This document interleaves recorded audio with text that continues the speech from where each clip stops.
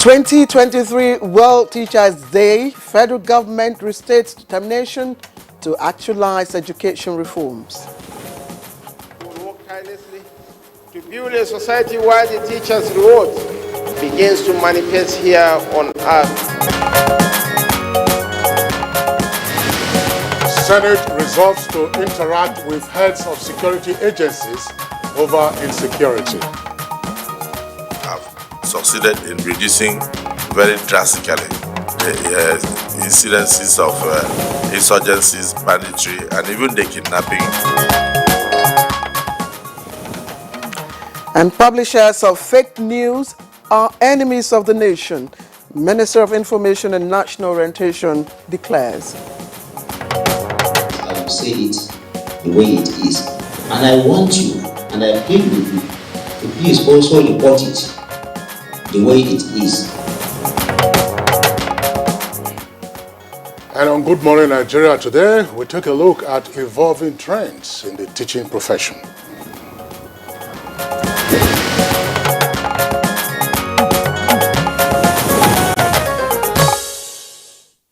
All right, so do you want to or aspire to become a teacher?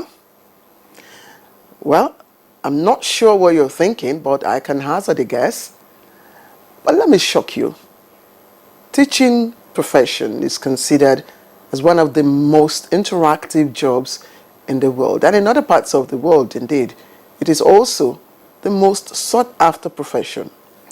Well, Claire, let's be clear about something. Now, the kind of fulfillment you get as a teacher is not necessarily defined by how much you earn.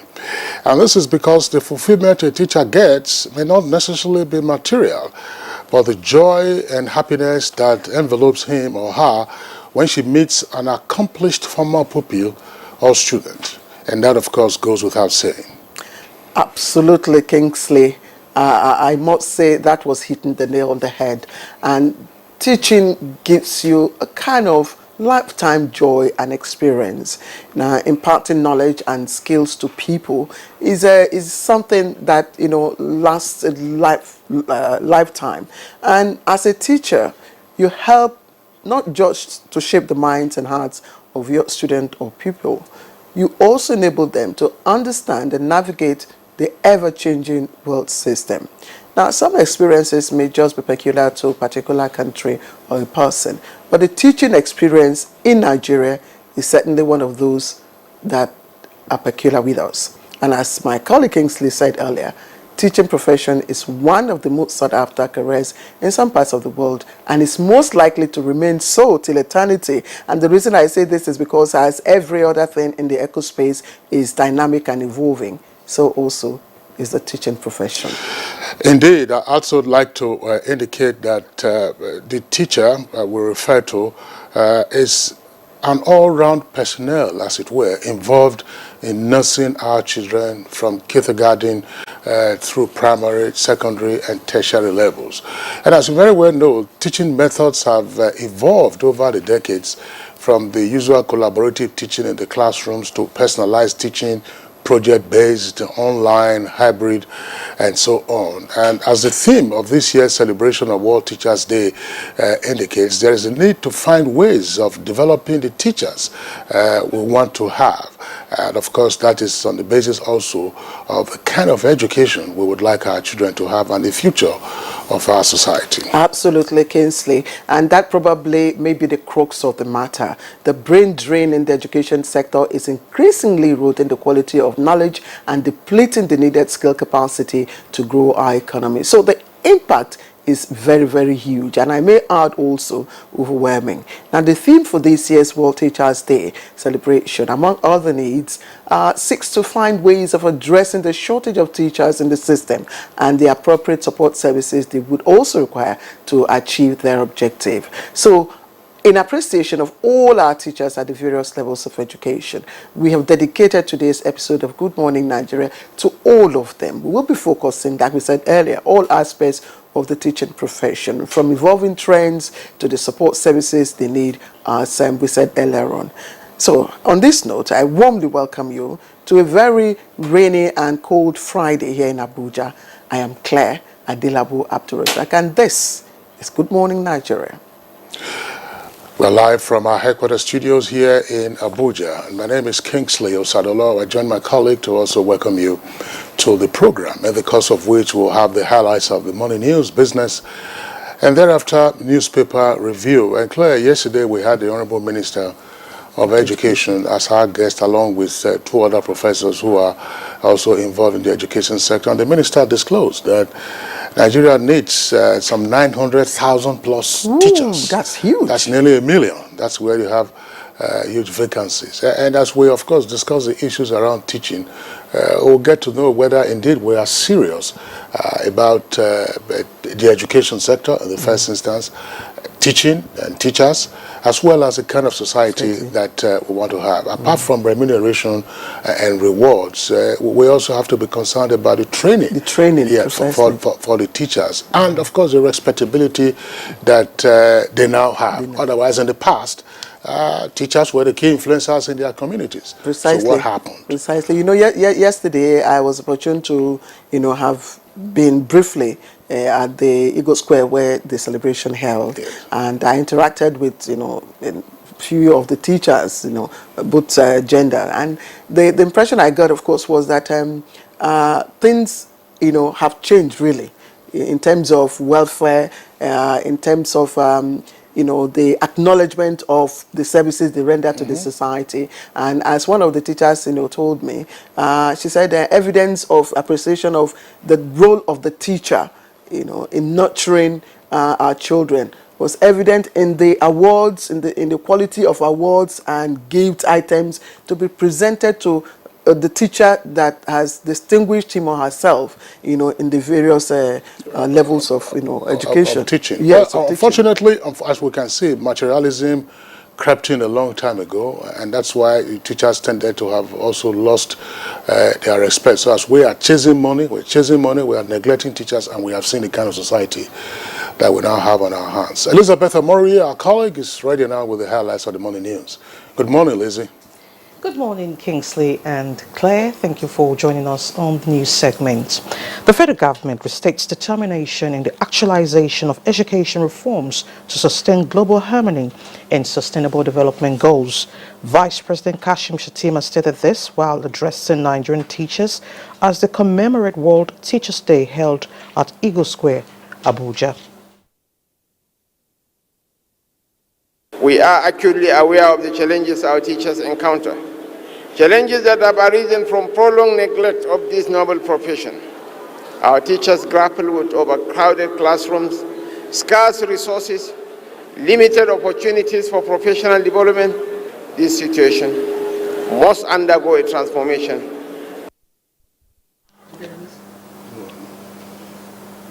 The Vice President also restates commitment to stabilizing and developing the Northeast region, saying the renewed hope agenda of the Tinubu administration means well for Nigerians. This was when the Northeast leaders of thought presented the Northeast Development Strategy and Plan document at the Presidential Villa in Abuja.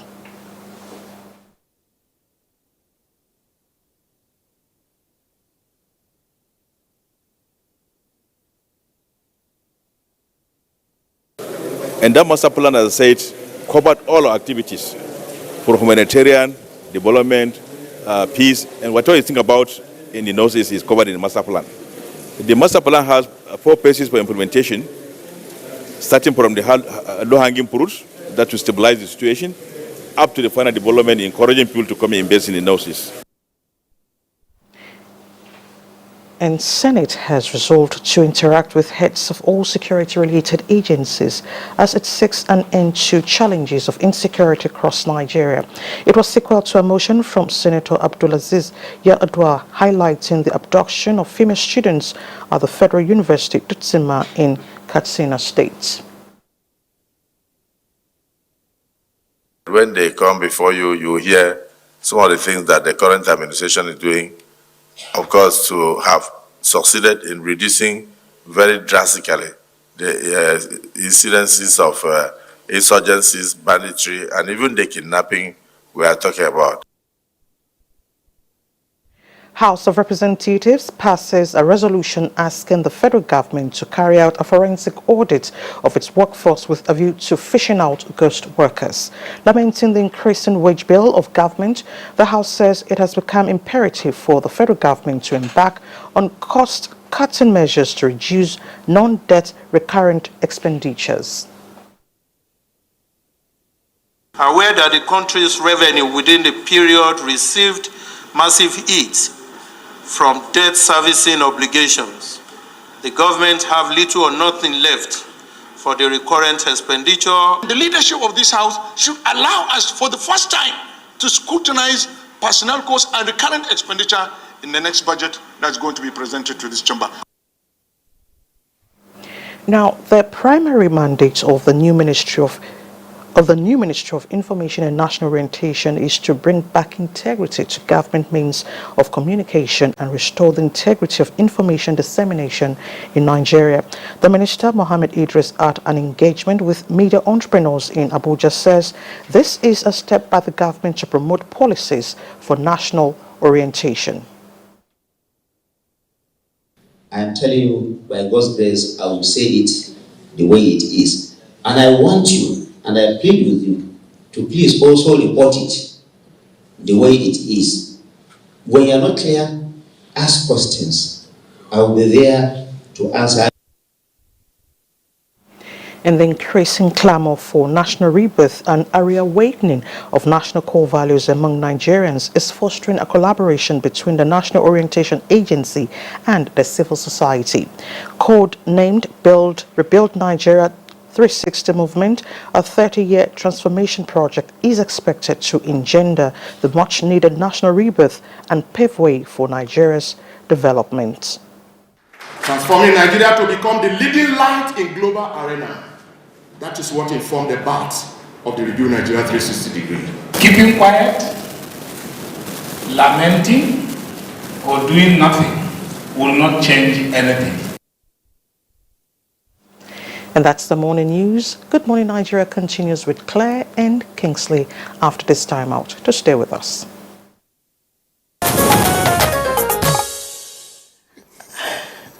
It's a beautiful day, despite the rain, of course, but you know, the rains are gradually easing out and helping us to transit into the Harmattan period. Of course, yesterday was hazy and very hot here in Abuja.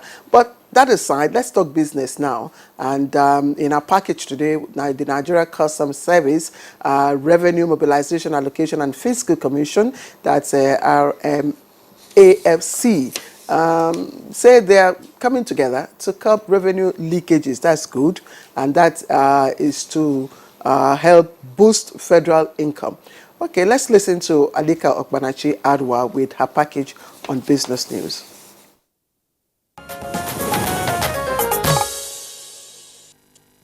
In a resolute bid to enhance Nigerians' revenue generation and address the issue of revenue leakages, the Nigerian Customs Service is partnering the Revenue Mobilization Allocation and Fiscal Commission, RAMFAC. Acting Controller General of Customs, Adewole Adeniyi, who commended RAMFAC for their relentless pursuit of solutions to revenue challenges, remarked that the collaboration seeks to align strategies to maximize the remittances of accord revenue to the federal government. The RAMFAC chairman, Mohammed Shehu Umar, emphasized that the partnership will help fortify the nation's finances and mitigate revenue losses. Meanwhile, the Nigerian Communications Commission, NCC, has moved to expunge 5% excise duty in telecoms operations, following the recent suspension of 5% excise duty on telecoms operations across networks. NCC has commenced discussions with the appropriate authorities for the outright removal of the 5% excise duty on telecoms operations. Executive Vice Chairman of NCC, Professor Umar Garba Dambata, who revealed this in Lagos, said excise duties are meant for luxury goods and services, and telecommunication services cannot be considered as luxury services, but essential services addressing the concerns of all Nigerians irrespective of the sector that they play in. Let's take a look at Thursday tradings on the floor of the exchange.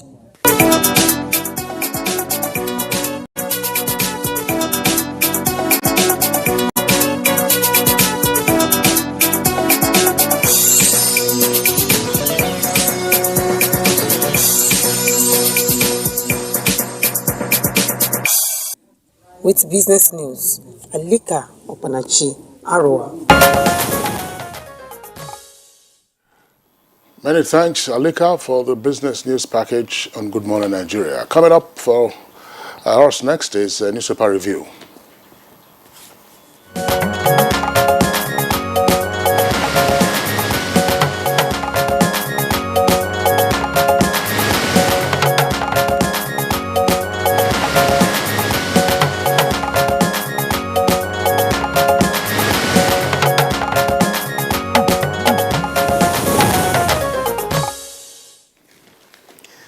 Welcome back once again, and let me welcome Chooks the boy, Chukwudo Kodigbaja. He's right here in the studio, of course, for the newspaper review. Yeah, that's Chooks was gone. That's quite heartwarming. Chooks the boy disappeared from here, and I was getting into real despair. I thank God you remember that I'm still a boy. Good morning, Claire. Good morning, Kingsley. How can I forget when you're always showing it every day, Chooks the boy? It's in the attitude. It's in the attitude. Chooks the man. Yes, Killjoy Kingsley. No. That will stick. No, that will stick. It will stick. All right, so let's begin by taking a look at the front pages of the papers that we already have this morning. As we said, it's a wet morning here in the nation's capital, so there's some sluggish movement out there. The Punch, above the nameplate. Depots deserted as petrol landing cost hits 720 naira per litre. Depots deserted as petrol landing cost hits 720 naira a litre. Manufacturers experiencing toughest period in history. That's according to Manufacturers Association of Nigeria. Works Ministry seeks 217 billion naira to repair 260 roads. Chicago record. Tinubu betrayed me. I'll fight till Supreme Court verdict. That's according to Atiku.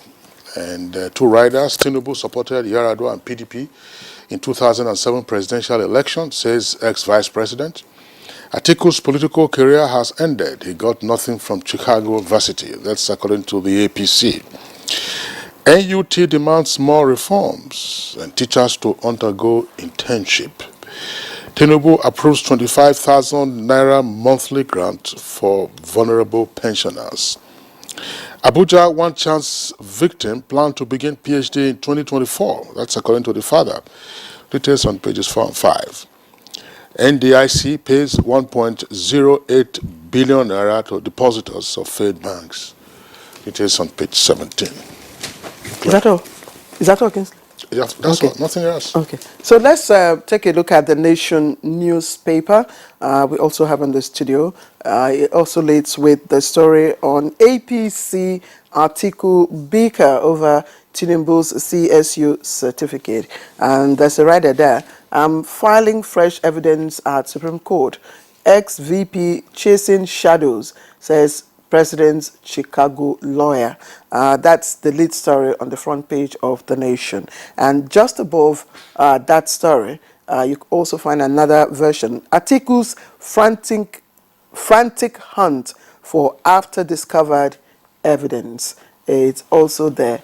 Now, Shetima seeks banking sector partnership on 1 million digital jobs. It also trending on the front page. And above the nameplate, Senate summons service chiefs over rising insecurity.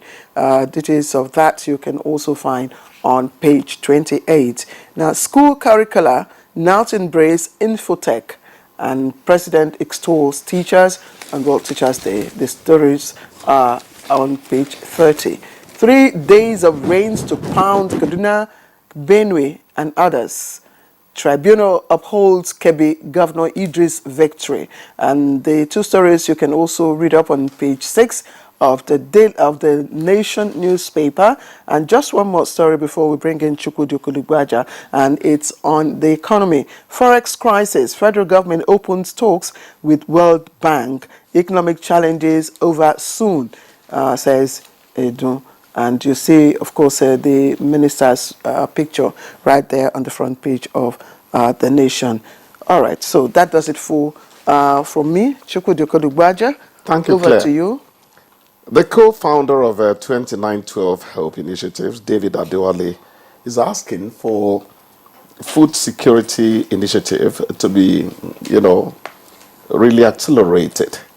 He recalls that the president on July 13 declared a state of emergency on food security, where the president, directed that all matters pertaining to food and water affordability be included, in a fast-track action. I am mentioning it because just this morning, one of the people, I took into town said, you get into the market with 50,000 naira, you leave the market, you feel that what's in the bag couldn't possibly total up to 20,000 naira price. But there you are. You have not lost any money to anybody, any thief, It's just that inflation has become the ruler in town, So this question of food security is very important. The other time we said after oxygen, it is water. After water, it is food. Well, security is somewhere in between all these. You cannot overemphasize the need for us to have food. I am happy the kind of quantity of potatoes I'm seeing coming into the market where I live. I am happy that Akamu, I always like to stay with the people, I am happy that Akamu is now coming more sizable because corn has just been harvested. But give us another three months and it gets tinier and tinier, not smaller. You understand? I'm always happy when I hear men who talk about going to the market. We have no choice anymore because we're involved. And feeling the impact so that when we get home and demand for top-up, Claire, but making this a personal thing is not the way to go. But let me again say that when my wife got frail, on account of an ailment, I was forced to go to the market, and I felt I had been cheating this woman all along, thinking that the money I was giving her was enough. So everyone needs to make that discovery. You understand? So you're not talking for women, you're talking reality. Let people go in there, find out what is happening. Because that is the only way you can now galvanize people into saying you need to subsidize the things you eat. A little garden behind the premises, if you can. We also have our own part of the problem. Okay. In that, even when things get better, those prices, when they go up, never come down. And then when you have old stock, instead of disposing the old stock at the old prices, they will tell you, things don't, everything. So they inflate the prices of the old stock in addition with the new ones. You're not advocating that the price control board returns? That stage. If they need be. We're leaving everything to market forces. Kingsley, am I right or wrong? Well, that was one of the disastrous decisions taken in the 80s to scrap marketing boards. And so the marketing boards are coming back. But I think that in drawing attention to that story, Chukwudi, it's an important one, but we have to be careful. Okay. Because the group is advocating a speed up of food security. Food security is a complex matrix. Of course. When you dimension it, you know that there are no quick fixes. No quick fixes. If you don't plan and you don't execute your plans very well, appropriately, you must plan it. You'll be back. What you're just talking about now has to do with one part of the quadrant, namely affordability. There has first to be availability. How do you ensure the availability? How do you also ensure the sustainability? of that availability? And then how is it affordable by the consumers? And then how nutritious is it? That's it. So when you say food security, when you look at the entire chain, it is not just Ministry of Agriculture. It involves manufacturing. It involves science and tech. It involves a whole range of other entities. And happily, the president has made it a priority item on his 8-point agenda. So when we say, oh, speed up, we are very impatient as a people. Very impatient. Oh, speed up. You say food security, we go to the market now, there's nothing there, X, Y, Z. Let me give you an example, and I'm sure you probably will know this. There was a sardine in this town, and in the same supermarket that I used to buy for 19 naira. Today, how much? That sardine is 600 and something naira. Is it the one we use and are you talking just about the price? What about the what about the content? No, I'm not. The content is basically the same. This one has no salt, X, Y, Z. 19 naira, it's 600 naira, and it has been so. It was 500 naira. The price just kept leaping up, particularly with the double recessions that we had. Just kept leaping up. Why am I saying this? Where is the sardine coming from? That is your fisheries. It's part of your food security. That's what it is. How much control do you have over the fishing trawlers in your environment? How much sardines do we produce in the first instance? Do you get what I'm saying? Yes. So these are the factors to bear in mind. Yes, we have to have a roadmap. You have to get them working, and then you have to get all stakeholders on board so that when you are taking out the items one by one, people get in. So I'm saying this, Chukwudi, because the group is saying now, speed up. You said you are going to give us food security. Go and see corn now. The price is... Chukwudi, again, what Kingsley talked about, our fishery sector, that's where, the new ministry, has the responsibility. That's the Ministry of, is it Marine and Blue Economy? So the job of the ministry is specifically cut out. And one area where we could rake in, substantial revenue is in the fisheries. We used to have the Fishery Oceanography Institute in Lagos. In those days, that place, I get weak when I hear we used to. Yes. What is it that has happened to our lives that make those things that help life go on well suddenly become, it doesn't make sense. Continuity keeps a man's life going. Absolutely. See, Claire is talking about fisheries and responsibility. How many Nigerians own fishing trawlers? Okay. How much control do we have over our fishery resources in our exclusive economic zone? We keep talking about crude oil theft, crude oil. That's only one aspect. How much that they said? I hear fishing trawlers just come, haul whatever they want to haul, and take it away, and then go and repackage them. When I go to the market. You will see there's a brand of fish they call Titus. Once I will hear this one is original, the other one is not original, the other one is imported, the other one is not imported. Scumbia. You hear all kinds of names. What do they know? The other one, I remember just now. Well, tilapia is relatively croaker. The price is just leaping. So for you to say you want to get into food security zones, you also have to be getting concerned. Say with regard to fisheries now, what are the issues with respect to fishing rights? The use of our exclusive economic zone, the owners of the fishing trawler, so that you don't go and start getting forex, spending forex on those things and then importing. Kingsley, you talk about trawlers. Let me even shock you. Even in the riverine, states, those who have natural proficiency to fish have abandoned the act. What they do, they probably go bring it, and some other people come and buy off them in bulk and resell. You're not going to blame them much, because part of it is that pollution has also become... Kingsley talked about the thing not being a one fell swoop thing. It's a chain. Apart from farming inputs, the things you give to either the fisherman or the farmer, the crops farmer and all that, you also want to make sure that the environment for whatever you are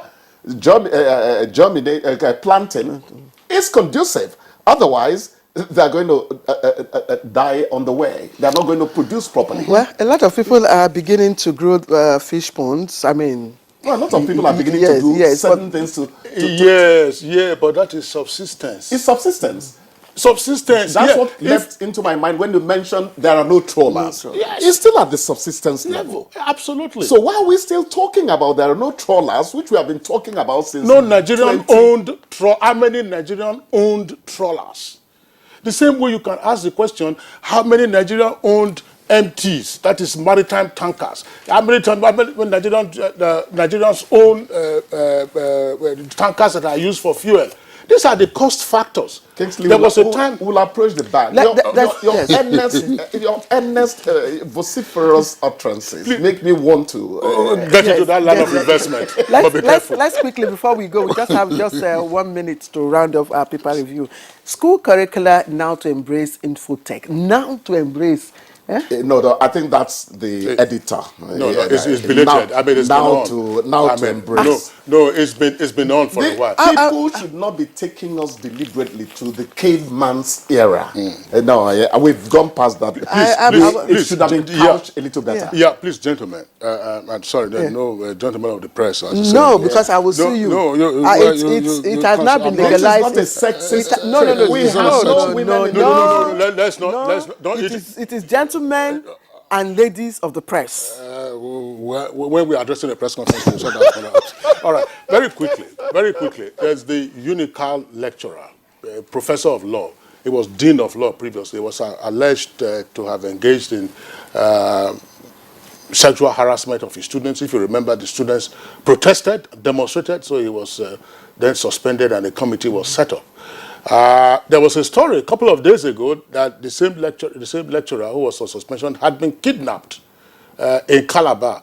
But now there is a clarification of the story here on page 5 of the Punch to say that he was not kidnapped as alleged by his family. That instead, the DSS and ICPC had invited him on several occasions. He declined those invitations, and officials of those agencies went to his house and then took him into their custody. So that is not kidnapped, it's in the custody of DSS and ICPC for the investigation to continue. The law is finding its natural course. Yes, the other one, I'm sure this young lady who got involved in a one chance incident, he was here in Abuja on the Maitama Kubwa Expressway. He was stabbed and pushed out of the cab, taken to the hospital at Maitama Hospital District. And it is alleged that the hospital staff were demanding a police report before treating her. And then she bled to death. But even to treat people with bullet wounds, they have told them, please go ahead and treat. The Hippocratic oath has to be kept. The person is not going to run away if they are, criminals or whatever. You can always submit them. But first of all, you save life. We have talked about this issue time and time again, and it seemed to have, fallen on deaf ears. So I really don't. Because there's no enforcement. Yes, but again, we are rounding off our newspaper review segment. There's a quote I love at the back of The Nation. The quote is from Ulu Korode Yishao, and it says, "Despite the rough times, Nigeria remains ours, true. With time, we will have the Nigeria we all will be proud of, true. But here is the thing for me." He says, we will. We will. We will. Okay, it's okay. So, we will. And I say we shall. It sounds like something on reinforced concrete. Let's see how it tracks out. We will. We have to believe. And we shall. We must believe. It's weekend. Please go do the thing boys do, if you may. And we'll see you back here on Monday. I'll start by bouncing back to sector. That was Mervyn Obriango in those days on Radio Nigeria. Thank you so much. Chukwudi, thanks a lot for being around. Thank you. Hope you enjoy your weekend. It's Good Morning Nigeria on NTA's network service. We'll take a short break now. When we return, of course, we'll be getting ahead with involving trends in the teaching profession in Nigeria.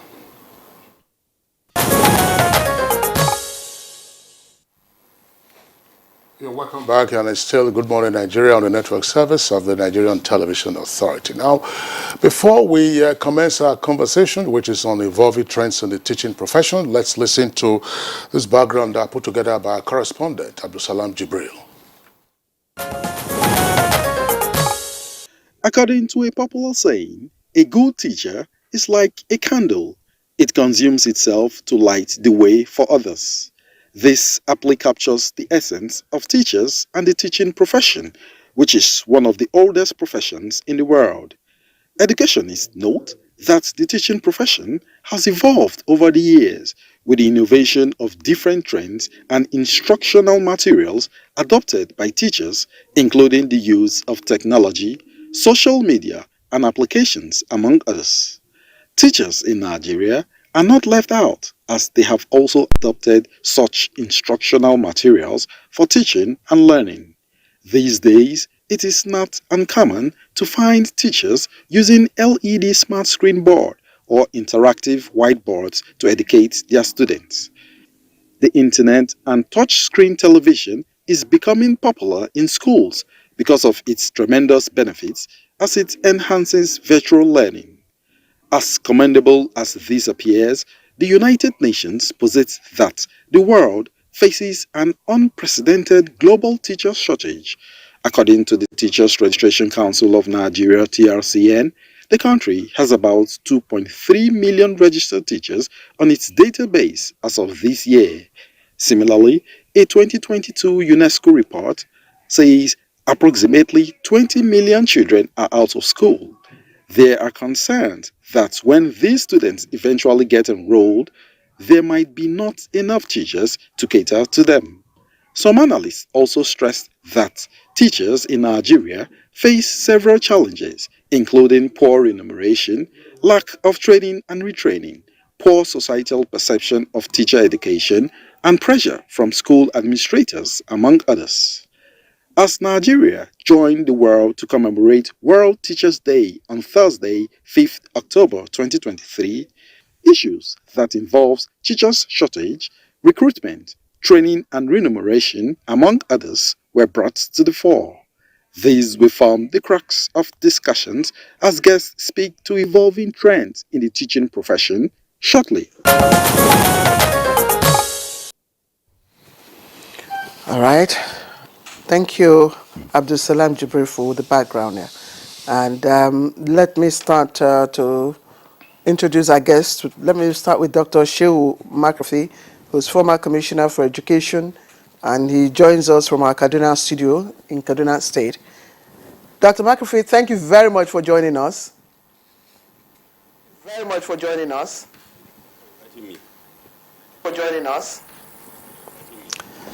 Okay.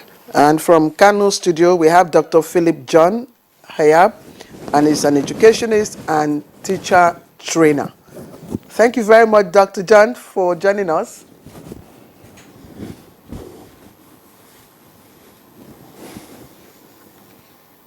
Thank you very much, Dr. Having me. Okay.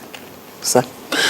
And joining us via Zoom from Lagos is Chief Adeolu Ogubanjo. He is the Deputy National President, National Parent Teachers Association of Nigeria. Chief Ogubanjo, we're glad to have you with us on Good Morning Nigeria today.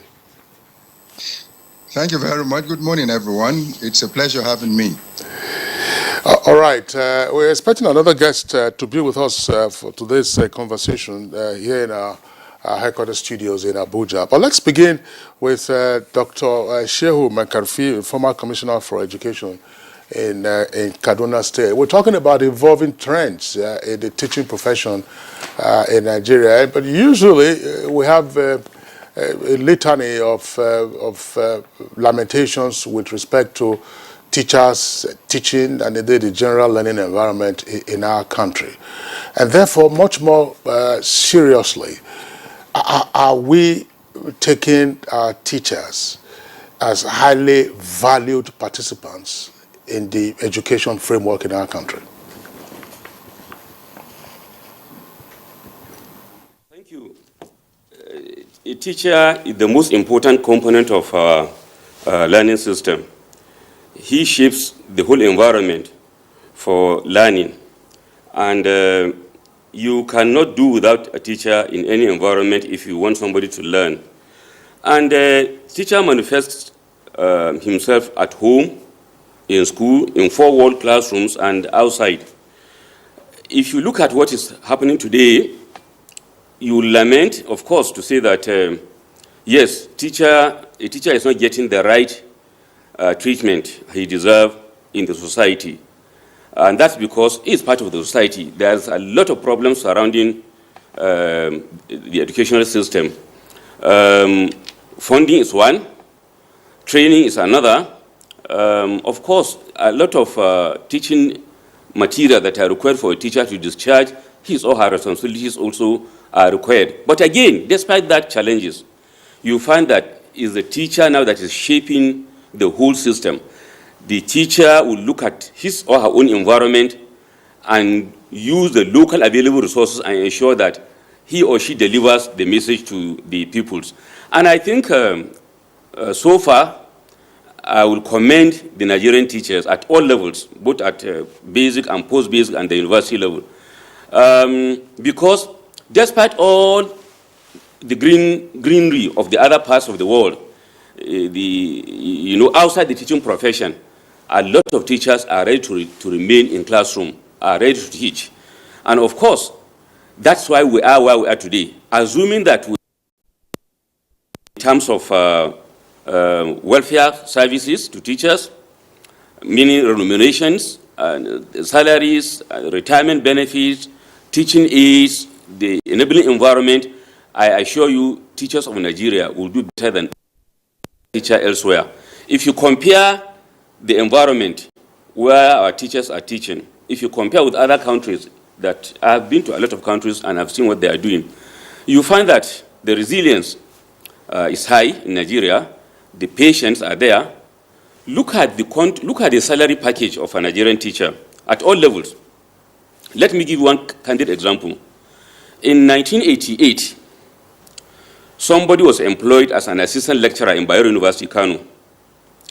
The first salary of that gentleman, after buying foodstuff in his house, he took his wife to Lesser Hajj, to Mecca, within the same salary, and came back.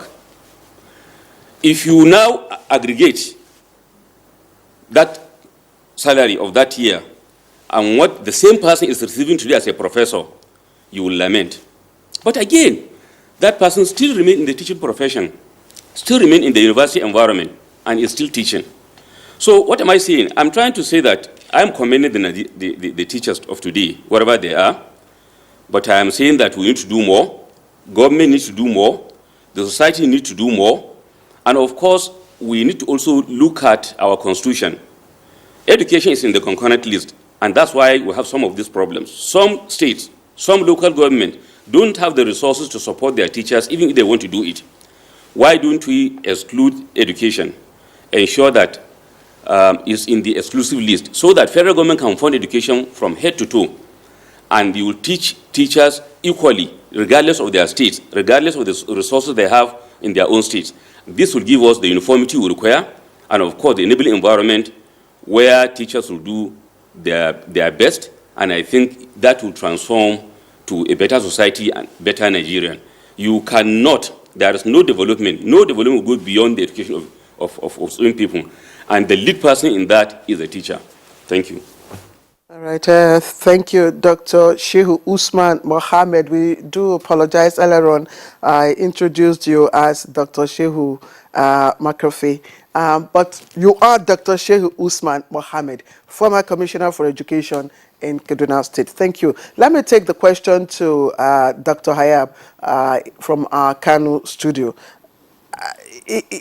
We are told that the teaching profession is one of the most sought-after profession in the world today. But in the face of our own experience and within the context of our understanding of, teaching as a career, this will seem illogical, if not absurd. Is it?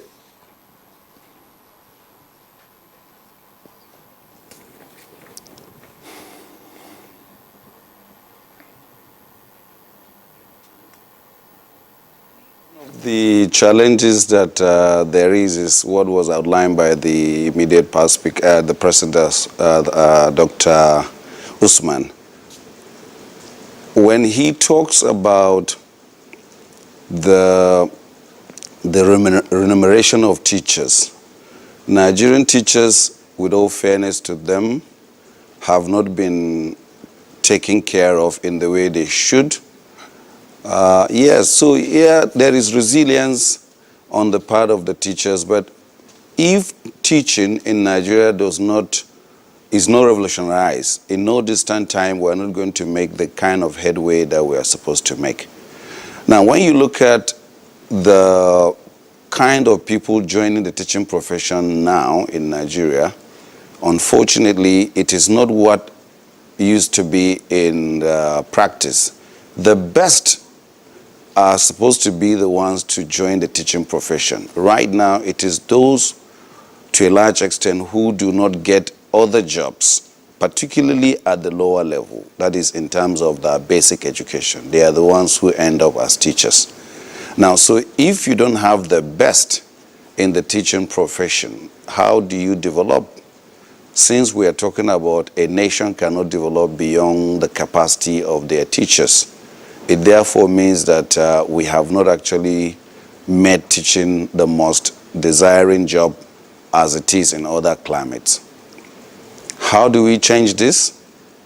Like the last speaker said, we need to reconsider what is available in our constitution, do some reforms, particularly in terms of the welfare package of teachers, promotion, their training and retraining, and then also look at the entry qualification of who becomes a teacher. When JAM is written, the lowest grades are always the ones allowed or maybe permitted to go to the colleges of education. That practice needs to be reversed. I think, to my mind, as a teacher, trainer, I would say that the best would be that we have those who score the highest. But how do you attract those who score the highest to come to the teaching profession when the salaries they see their own teachers earning is nothing to write home about? One of the ways to even gauge this is to talk to children of teachers. Ask them, would they want to be teachers? The chances are that a large percentage of them would say that they will not want to be teachers because they see the paltry amount of money their parents receive. And in this light, these parents will have to work and even work at night. Teaching is not a job you just wake up in the morning and go to the class and then you come back, you close your books and go the next day. You have to prepare, you have to read, and then bring yourself to the level that you are advanced before the learners, in case the learners too are prepared and ask questions. Now, for us to encourage teachers to get to this level, we have to improve in what they earned.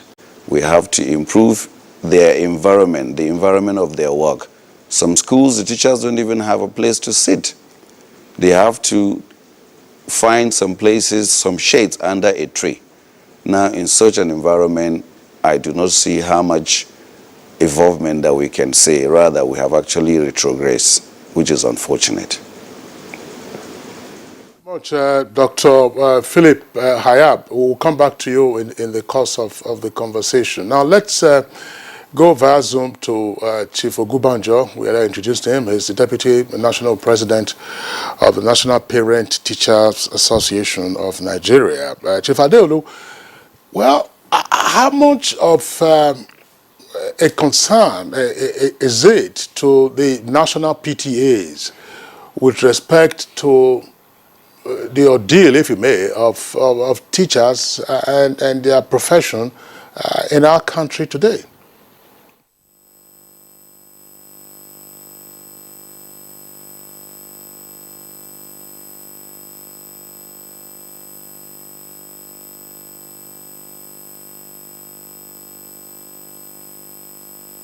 Well, it looks like Chief Adeolu Ogubanjo, did you get my question?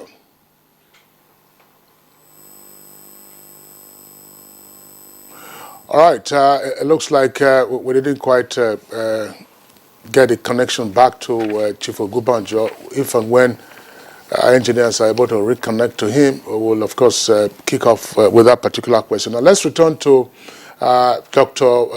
Usman Mohammed, the former commissioner for education in Kaduna State. You're making a radical suggestion, as it were, to have now a unitary system in dealing with teachers. In other words, this would necessitate an amendment, for instance, to the constitution or special legislation that would say, let's assume the Consolidated Revenue Fund will now be responsible for the payment of teacher salaries nationwide, so that we get away from the ordeal of teachers not getting paid for months on end, as it happens in some states from time to time.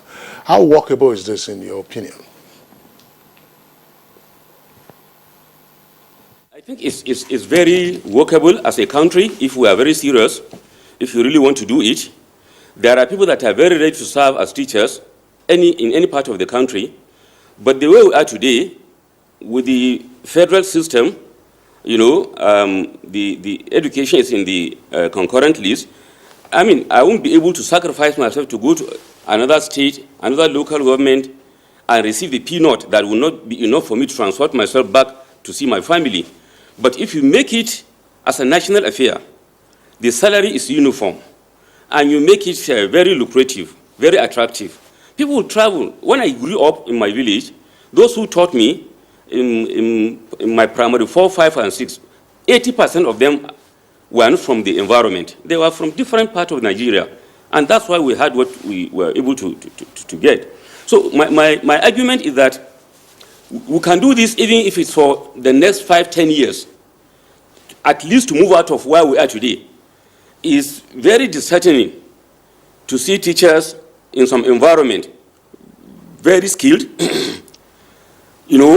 with all the passions, but have no resources to deliver what they want to deliver. They cannot buy that. I mean, some of them use their money. Some teachers spend their money in classroom. They buy the markers. Some of them buy chalk while they're still using chalk, and the rest of them.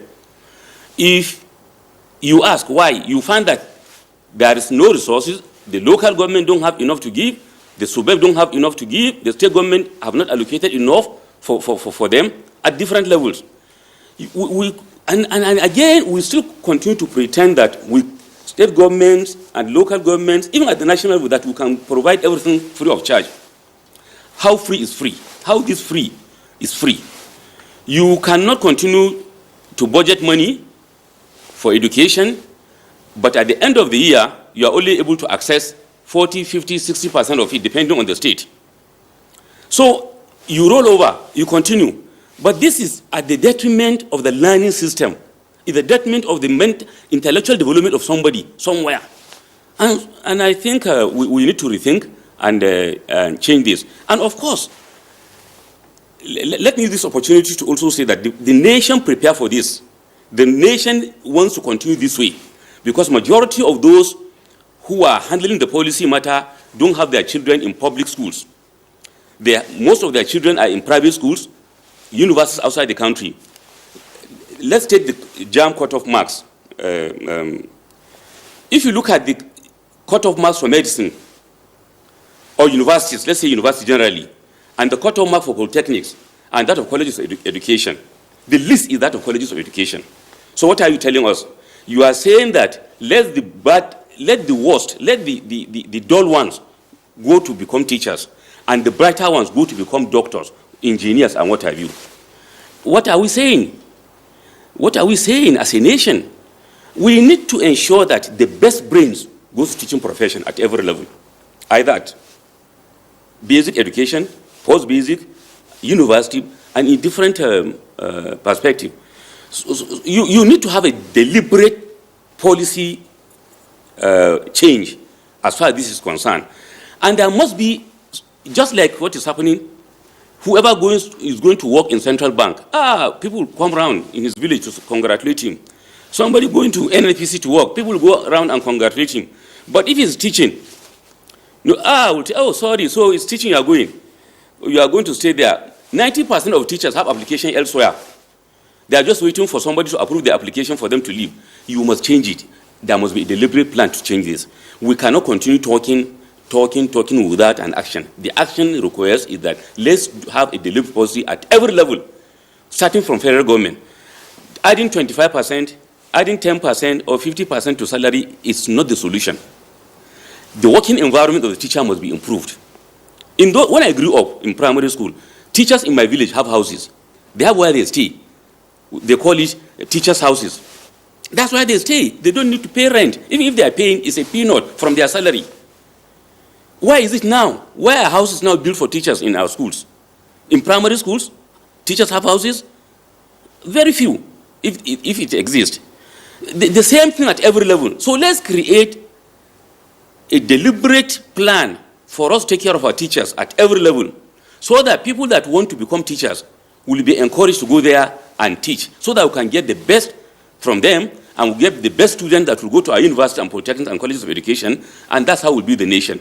For me, until we do this, I will consider that all that we are doing is rhetorics. We may not change from where we are. And of course, I know why that is happening, because majority of the policymakers don't have their children in public institutions.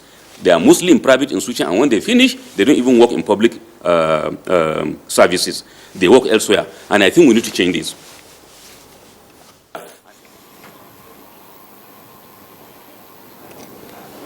Thank you very much, Dr. Usman Mohammed, for the points that you have raised. I want to return to Dr. Philip Hayab in Kano Network Center.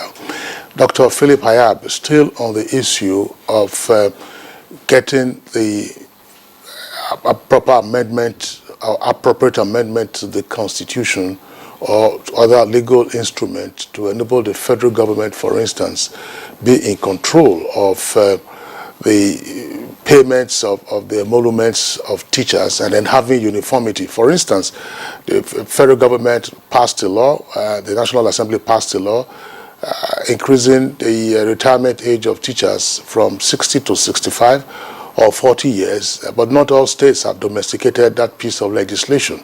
So it applies mainly now to those who are in federal government employment. But you're talking about the payment of salaries. We do know about complaints of teachers being owed on end. Now, I should ask you this question as well. Is this a feasible proposal against the backdrop also that we have UBEC, and UBEC didn't require a constitutional amendment to get it functioning? It was the desire to boost basic education in the country that that piece of legislation was passed. So can we ride on that, on what UBEC is already doing, and say, yes, as Dr. Usman Mohammed said, do this for maybe about a decade, and then see what the outcome is, establish a new order, and then proceed therefrom? What are your thoughts?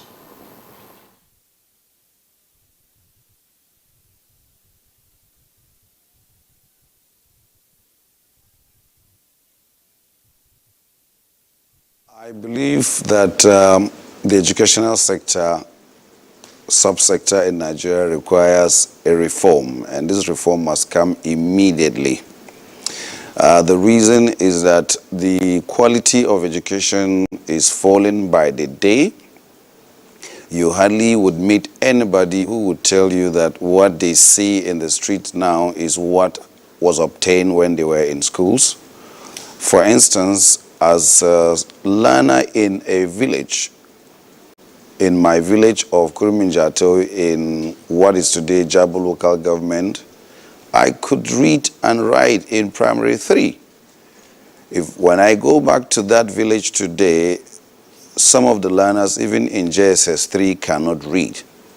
It therefore shows that we have not moved. And if that is the case, then the reform is required. If we are going to uniformize the teacher salary scale, which we have for universities, which we have for polytechnics, and indeed for the federal colleges of education, I believe that that is also practicable for teachers across board in the country.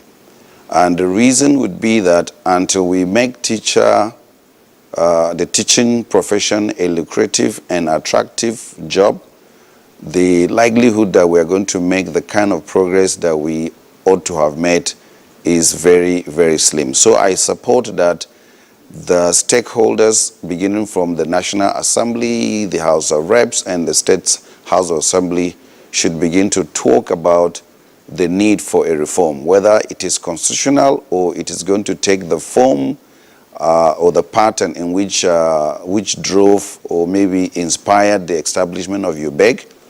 And I must say that UBEG, from my own point of view, is doing well, because I've been part of UBEG training and support for teachers across Nigeria, and I see their drive to support the improvement of teaching and learning. Now, so if this kind of vision is sustained and brought to the question, to the point of uniformizing the salaries of teachers across the nation, I believe we can make headway, and it will begin to bring the evolvement that we want. We will evolve in a way that we would be happy we have. Every profession is making headway. Today we have the Teachers Registration Council, but how much of the law or the provisions that we have actually implemented? Most of these teachers who are registering with the Teachers Registration Council qualified? I mean qualified, have they gone to a teacher training institution? If not, what then is the period stipulated for them in which, if they do not, they will be deregistered or they will not be allowed to teach? As Dr. Usman said, it is when people don't get a job, for many, that they end up as teachers. And therefore, when you meet them and they say, oh, we've gotten a job, they say, as what, as teachers? Say, hey, at least that is a starting point. That is what you hear. So when teaching becomes a starting point and not where people actually hope to be, then it means that we are sitting on a time bomb. And if this time bomb is allowed to explode, then we are going to land ourselves in a big disaster. Therefore, I support the advocacy of scaling the salaries of teachers across the nation, even if it is be for a pilot project of, let's say, 5-10 years, and let's see if this will will support to improve the education system. If it does, why not we continue? After all, governance, rules and regulations, the Constitution is for the betterment of society. And so if this step would better the education system of Nigeria, I would, as a person, support it with all my energy. Okay, Dr. Eba, I'll still remain with you. We talk about reforms, but as we earlier indicated, during our conversation here in the studio, reforms ought to be well thought out, targeted, and in the case of our discussion, at the area of most need, which means at the level of education where we, have, the greatest challenge. So in view of that, I'd like for you to, you're a teacher trainer. At what level of, educational levels do we have, teachers with, do we have a preponderance of teachers with deficiency in skills and knowledge?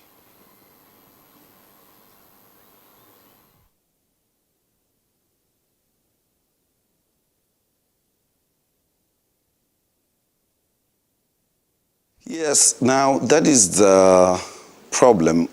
It is not easy to pinpoint where the problem starts, but with all fairness, it shows that the problem starts from the basic education. Now, as I said earlier, that I could read in a village that was not even accessible by road at that time. Today, even learners in a city cannot read.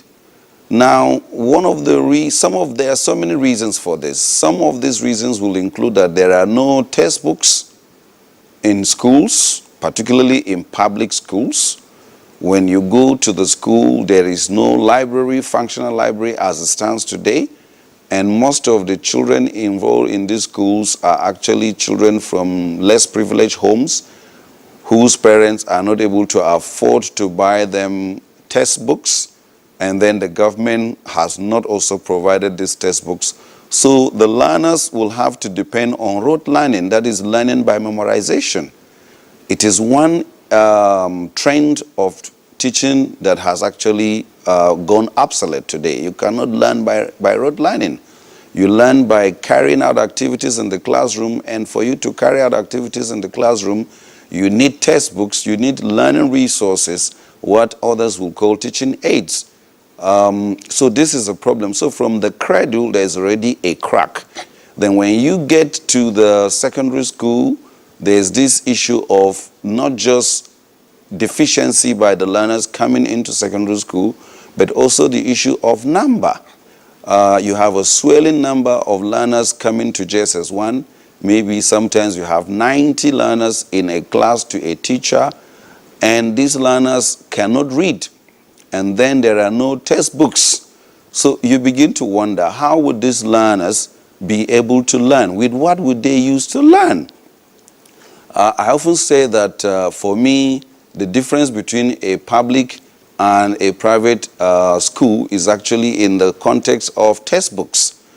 Most children who go to private schools, the private schools will institute a policy that you must buy the textbooks, and if you don't buy the textbooks, you are not allowed to continue in the school. Now, when children have what to use, that is what to work with, definitely within a period of a time, they will be able to build their capacity and then, do not have the deficiency that we now see. So when you move from the secondary school with learners struggling to read, and these are the ones that are likely to score the lowest marks, and then you enroll them as student teachers in colleges of education across the nation. So now, since they cannot read on their own, and then how do they read and then train somebody to read?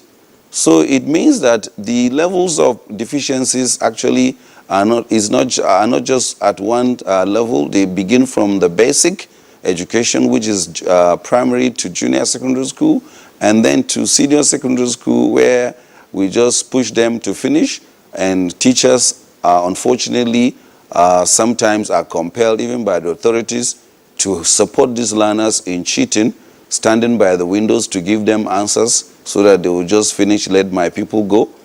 And they end up in a college of education or in an institute of education at the university level and training to become teachers. I do not see how this can help us get out of the woods. So the levels of deficiencies are not just at one level. They are cut across the systems that builds these learners to eventually become teachers themselves. Thank you very much, Dr. Philip Hayab. I will understand that Chief Adeolu Ogunbanjo via Zoom is ready now, and therefore online. Chief Ogunbanjo, I earlier asked you a question, but unfortunately you probably didn't get the question. Namely, we do know about the complaints about teaching and the welfare and well-being of teachers in our environment, and how much of a concern is this to PTAs across the country, and what is it they've been doing or suggesting to be done with respect to these complaints? Well, thank you very much. I must say that the teacher actually is very important to education everywhere in the world. I mean, he must be a source of inspiration. They build relationships. They help students achieve their goals right from, the time they are in nursery up to whatever level they want to, get to.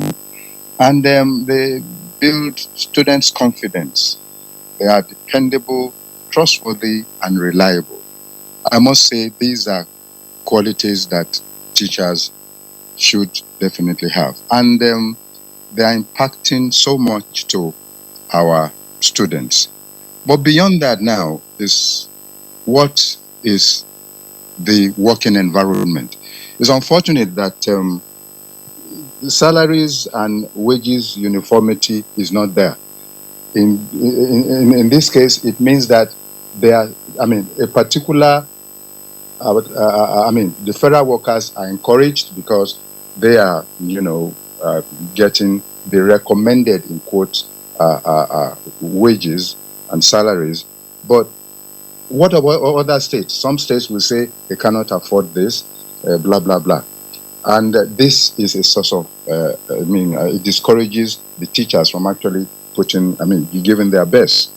Beyond that now is again the fact that, hello? Can you hear me?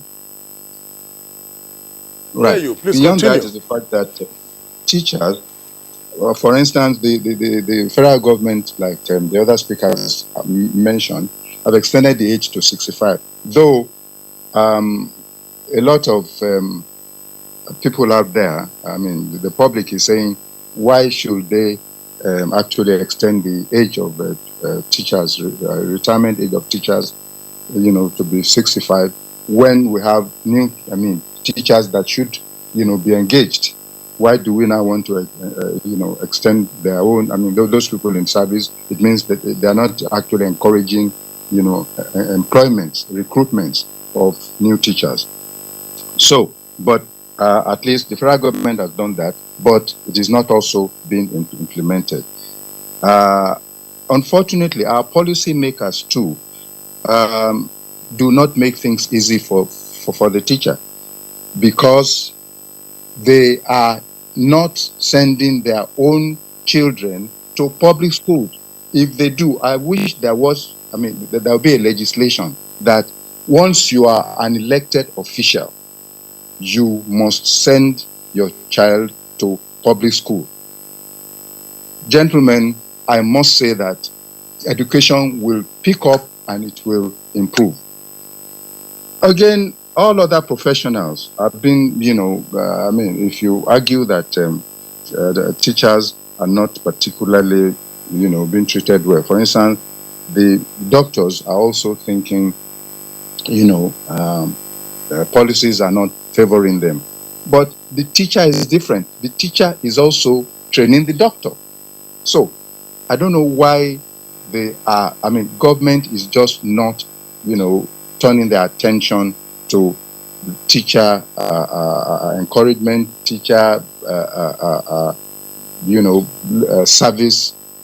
And their service must actually, they must enjoy their service, because they do a lot. Without the teacher, there's no nation. However, the Teachers Education Council is there. Governor El-Rufai had one or two issues with them at that time, because he believed that some teachers that were engaged were not actually qualitative enough. So I don't know whether that is a factor the federal government or state governments are considering. But I must say that any teacher that should be engaged to teach should have passed through is a private opinion, though, should have passed through the Teachers Education Council. For me, then this will, we will now know that at least we have qualitative teachers out there imparting knowledge into, into our students.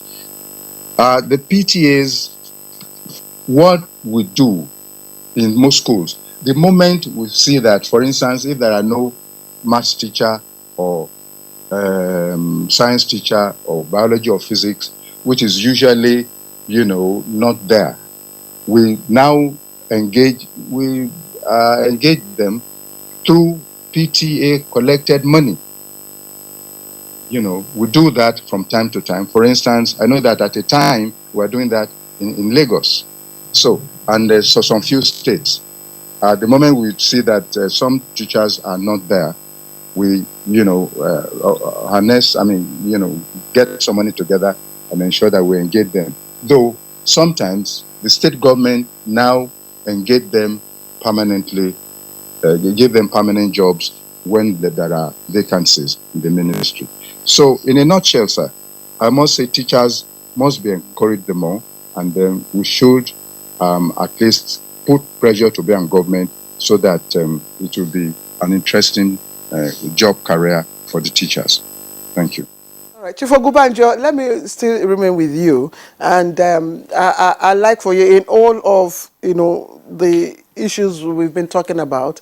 I'd like for you to also delve into the area of trends evolving trends in the teaching methods. We used to know, of the teacher-student relationship and, of course, the rote method of learning, learning by memorizing. Obviously, with evolution, in education, things have changed. Teaching methods have changed. Accessibility and availability of education, is open. I mean, wherever you are, no matter where you are, even in the villages today, in different parts of the world, you can access, education. You can learn. You can teach, students. So there are different methods now of teaching. Can you give us, some of the evolving trends, and what do we do? What do we need to do to ensure that, we keep up to date? We also evolve with it. Well, thank you very much. I remember in those days when we were doing agricultural science in the school, I must tell you that we have farms. Each student will have his farm in the school, and then you grow. You go through the practice of agriculture. But now, a lot of things are now, different. I also remember that when we are doing physical education, we actually go to the field and we, do athletics, jumping and all that. There was funding. They funded, javelin. Then these days, schools rarely have fields. They don't. So a lot of things have changed. Well, they call it modern. I don't know how modern is this. And again, you can now teach, online and all that.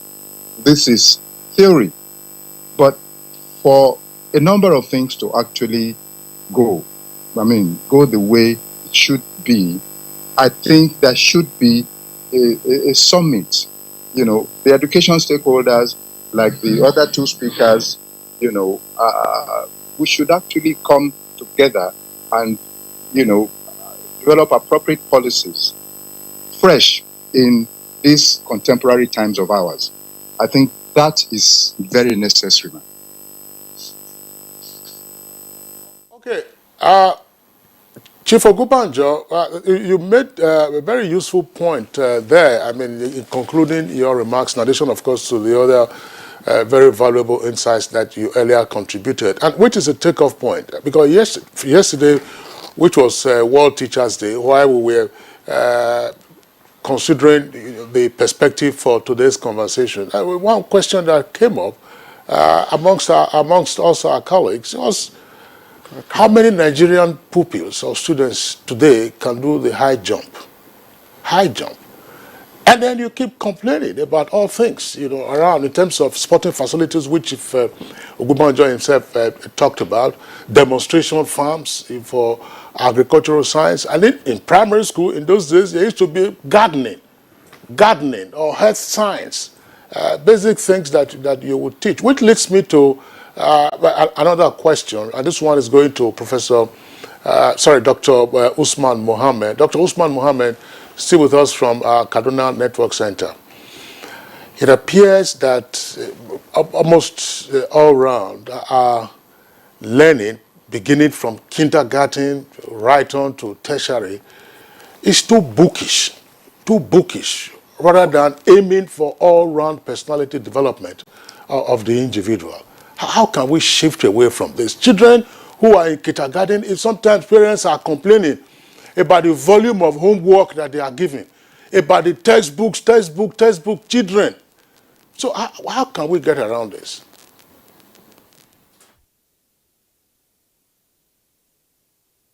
Please, permit me to clarify an issue before jumping into this question. When we are advocating for a national policy that will reshape the whole system of learning, we are not only specifically, I am not only specifically looking at increasing remuneration of teachers. No, I am looking at the whole system. A teacher, I mean, the learning process is a chain, just like you described the food chain system, food security system. You cannot improve remuneration of a teacher when the learning environment is not conducive. I know what will happen in Nigeria. I'm a Nigerian.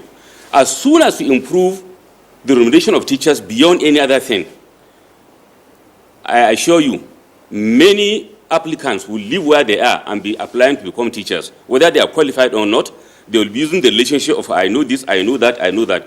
So it's not the issue of remuneration. We are talking of the whole learning environment. You need to improve it. It's because the learning environment is not well improved. That is why what you are saying now is not happening in schools. How many private schools have the sporting facilities? Count, just close your, I mean, you are in Abuja, you won't be able to understand what I'm saying. But within Abuja, Kaduna, Port Harcourt, Lagos, how many private schools have sporting facilities and have, spaces that will accommodate that? They don't. So human development is one thing. All they need is to provide a very conducive, decorated environment to attract people to come in, put some computers to attract people to come in, but the other angle of human development is not there. And that's why the issue of homework is very common. They will just give homework. And homework, as you see it in schools, I want to tell you, ask any educationist, will tell you it's not a simple thing as you see it. It's a complex thing. It's a chain. You must understand the context of the curriculum. You must understand, why am I giving this homework? Is it because it's coming from the session I have just delivered, or it's already stated in the curriculum? What is the purpose? And that's why we're getting it wrong. Most teachers give homework. When they give the homework, I assure you, some of them don't know the content. They are giving it because they want the children to go and do it at home, because they know some parents will attend to it. When they come back, they will learn from that. I have seen it myself. The purpose is to improve the quality of learning, to support what you are doing in classroom, because you cannot teach everything in classroom. So some of them need to be done at home. So you see, the chain is, you have a teacher, you have the learner, you have the parents, you have the community itself, and then you need feedback. When the child brings the assignment back, the teacher needs to mark and provide feedback.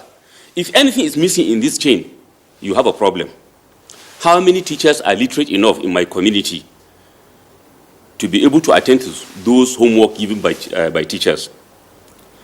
Most teachers in private schools, most teachers, I want to say it without missing words, are not trained to deliver the curriculum they are handling. Most of them. Very few. Of course, it has now come to public schools because of the number. Even if you have the trained teacher who is able to say, yes, let me speak to the curriculum, this is apt, I'm supposed to give this one because the session said that I should give this as homework. He has 200 pupils in the same classroom. Tell me how he can mark or he can look at those assignments one by one. So something will be, there is a break, there will be a break somewhere.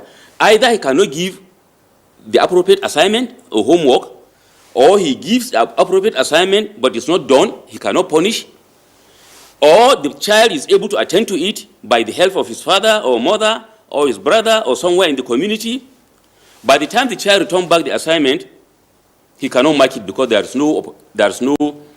doesn't have the opportunity to do that. He has a lot of classes to attend to, many people to attend to. So when we're talking about looking at the whole policy, we are talking of the whole system. Improve the quality of the teacher, improve the nomination of the teacher, improve the learning environment, let there be sporting facilities in the environment, let the environment be safe, let it be very close to the community so that the child will not be exhausted when trekking or moving from the house to the school, and let the parents also participate.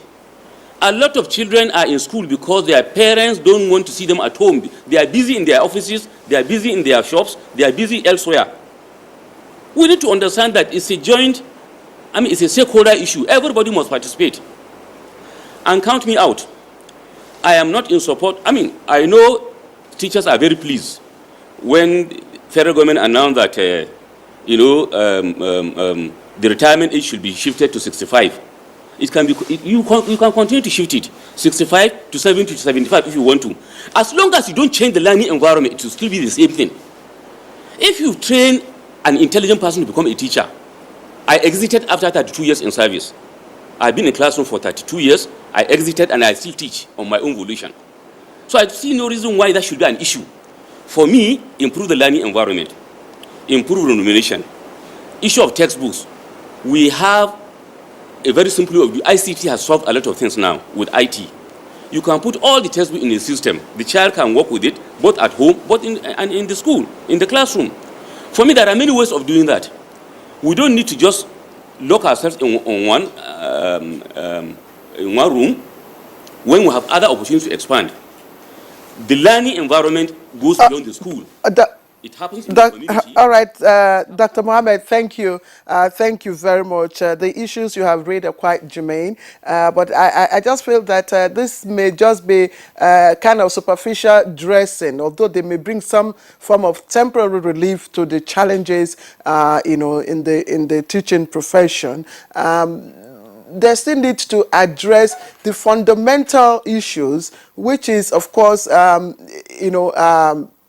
related to the fact that teaching is evolving, education is evolving. There are new ways of doing things. We are in the era of new normal. In other climates, you have a new generation of teachers who are tech savvy, and of course, who are also in tune with the dynamic and sustainable curricula.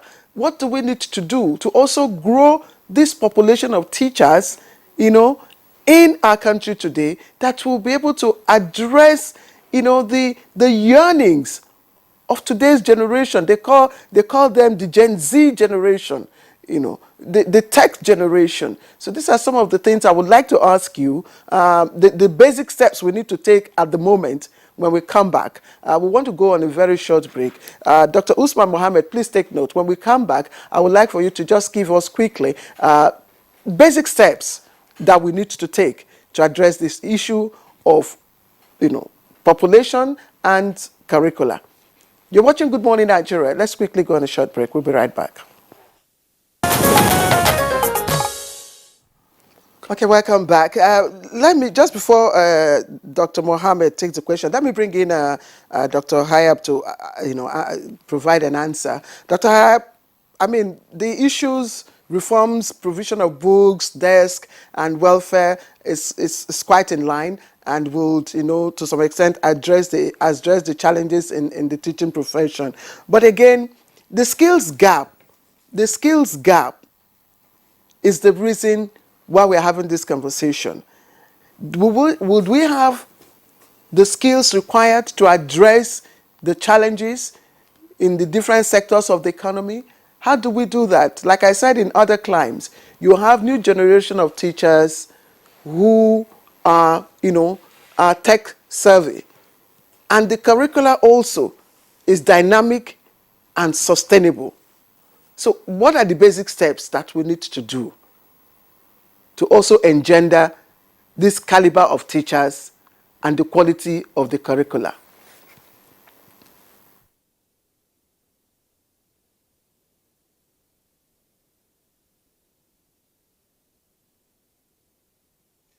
Okay, thank you for bringing this question to me. While here on the studio, I was saying the questions, the very question you asked Dr. Usman before now, is actually the question for the teacher and not for policymakers. Yes, one of the ways to step up our game is to train and retrain the current teachers. Coronavirus taught us a lesson, and that is that teachers must also become digitally inclined. So technology now has become a force to be reckoned with in education, and that is one big evolving trend in education, particularly in Nigeria. Before now, anyone who was taking a distance learning program in Nigeria will receive the booklets and use these booklets and fill in their answers using these same booklets before they are sent back to the center. But today, people can actually take on a degree and complete it without having to fill in so much of physical books using the online learning. So online learning, which is actually a digitally inclined form of learning, has come to stay, and it's one of the evolving trends in our education system. Various government partners working in the education subsector had actually supported states with tablets. So you go to certain states of the country, you have learners with tablets in the classroom. Before now, this was not common. It was not even possible if a child were to bring a phone to a class, not to even talk of a big tablet. Before now, the chances were that the tablet would be seized by the teacher, and maybe the parents will have to come and beg before they retrieve it. Now that trend has changed. We now have technology in the classroom. Like the reporter who gave us the overview to this conversation said, we have classes with big LED TV where the teacher can actually use the large screen TV to teach. We have more classes now have the wide marker board, and that is also an evolving trend. Learners are allowed to use technology in the room, in the classroom, so long as there is a phone, there is internet or an SD card in the phone. Even in the remotest of areas, teaching and learning can take place. Like you had noted earlier, the learner today with the power of a smartphone and being supported by internet have access to more than 1 billion, billions of books, we can't even count them, of material. So learners can learn on their own using technology, whether it is powered by the internet or it is stored in SD card or a memory card. That is an evolving trend. Now, if this is happening, and then where are the teachers? The teachers have to be trained to catch up with this trend, or evolving trend. I will say that recently in August, the British Council worked with the Universal Basic Education Commission to train about 150 teacher educators across Nigeria and across the states and Abuja, so as to be able to teach teachers how to use technology to teach. The program is tagged STEP, which means Strengthening Teachers' English Proficiency. So there is a booklet, there is an SD card, and therefore learners, the teachers will learn how to use this to teach. So yes, we have actually, we're evolving, and the teachers themselves need to be brought up to date. One of the challenges is that teachers, particularly in the local areas, once they finish the College of Education or the university and go back there, there is hardly ever any training for them. Now, if we continue like that, we're not going to go further. So the best is to train and retrain teachers to the point that their capacity is brought to meet with the yearning aspirations of the current 21st generation that is digitally inclined. So this is one evolving trend that is happening in the education subsector in Nigeria. We also have what we call project-based learning. Is an evolving trend. You allow the learners to carry out a particular project within a given time and report on this project. all these evolving trends have advantages. They give the learner the opportunity to drive the teaching and learning and not the teacher. The teacher now becomes only but a facilitator, which is supposed to be the kind of learning that we are to encourage in our schools. When you were speaking and Dr. Usman was speaking and Chief, you were talking about the system of training that you received, which was learner-centered at that time. Unfortunately, for some time, there was a shift in training, teaching and learning. All right, Dr. Philip Hayab, thank you very much there for the issues that you have spoken about. Just before I bring in Chief Ogobanjo one more time, we're talking about training and retraining of the teachers. Oftentimes, we don't seem to focus on training and retraining for teachers in tertiary institutions, particularly lecturers in the universities.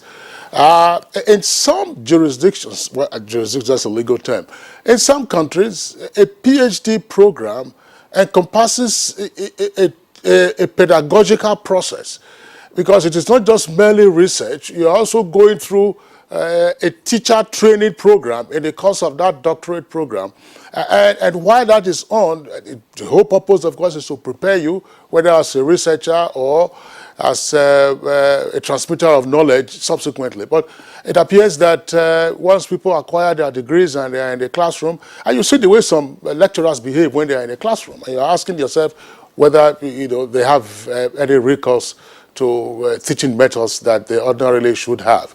But I'm sure that will be another conversation for another day. Chief Ogubanjo, I want to come back again to you and then reference the issue you talked about, agric demonstration farms when you were in school. We also had them when we were in school. And then Dr. Usman Mohammed also touched on those things.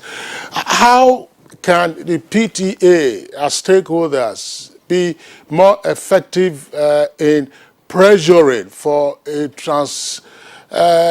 translation of current ideas into an all-round personality development for their wards? I'm asking this because there are complaints about our learning system being too bookish. Being too bookish. When do we get a hands-on? And I'll give you one example. On Good Morning Nigeria, and everybody is also aware of this, there were security breaches on some of the school premises, some of them government science secondary school. And you saw the perimeter fence, virtually no perimeter fence. The ceilings were all broken. And these are schools where you probably are teaching introduction to technology. Was it not possible, for instance, to begin to get the students at a very basic level to learn how to mold blocks?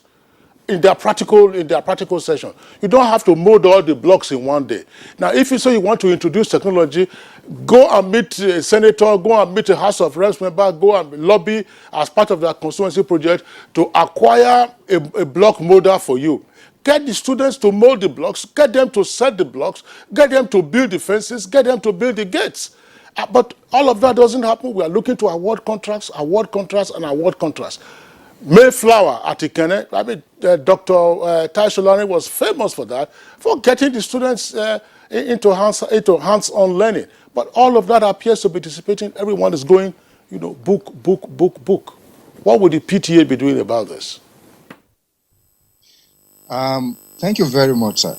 I must add here that one of the speakers in Kaduna, the professor in Kaduna, said that yes, teaching is evolving, and I must also say that yes, we need to move with the rest of the world. We're now, we're now digital, and like I did say earlier, in doing some of these things, we also need to key into the qualitative aspects of, as we're learning digitally, it must also be qualitative. But unfortunately, these evolving trends do not take care of skill acquisition, all by the teachers as well as for the students, because if, the student, the teacher is not well skilled, how will he pass it on to the student? So, again, example you talked about, sir, about some school perimeter fence broken and all that, and that is a school teaching introductory technology. Perhaps just like the university system, NUC, National University Commission, do accredit some courses for some universities. Our secondary schools must not just be, teaching subjects blindly. If they cannot do intro tech or agricultural science, let them manage with whatever they are, they are comfortable with. So in this case, there must be specialized schools, in a way. Sciences, hardly can you see a biology lab in some of these schools again and all that. Perhaps because of the fact that we are now digital. So, like I did say earlier, sir, a holistic approach to, our current day contemporary times. How do we come together to ensure that education is really, really education? So we need to, honestly, sir, nationwide, come together as stakeholders and then chart a way forward, sir. Okay, just last in 60 seconds, Dr. Shehu Mohammed, how do we match teaching with, of course, evolving trends in the teaching profession? Thank you. We can do that. It's very simple once we make the environment conducive. IT is doing a lot now in the environment for, helping us to deliver what we want to deliver.